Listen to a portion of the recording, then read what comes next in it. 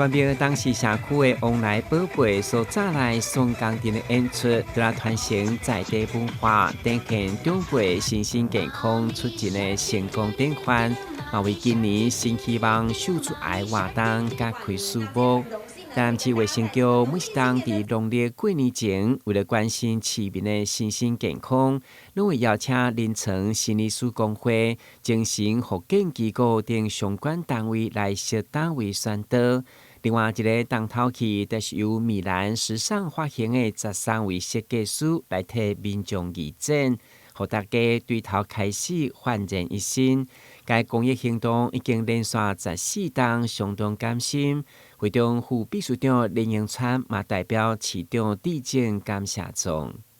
提醒我們要隨時隨地的來留意這些弱勢團體、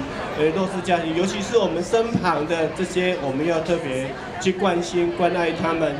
所以說我們衛生局也特別辦這個活動，也希望讓這個活動推廣到我們整個台南市。因為我們的義檢不是一般的義檢，我們都是專業等級的一個設計師的一個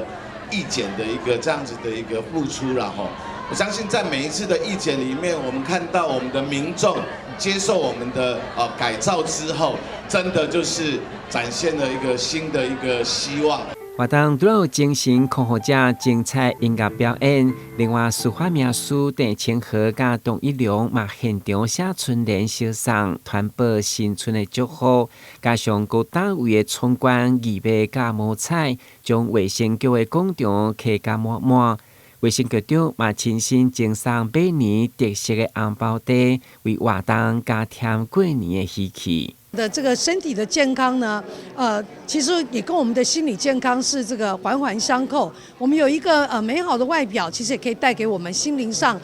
很多的這個快樂哈。所以我們知道，尤其在我們現在這個社會的壓力很大，那很多的這個民眾呢都需要做心理的疏解。那我們呢拋磚引玉呢，我們先從我們的這個義檢啊，一年的這個新春新希望開始。衛生局提醒，一旦市民有情緒的困擾，都來打卡1925安心專線，毛24點鐘免費的線頂心理諮詢等心理健康資源，請民眾多多利用。台南新聞管子採訪報道。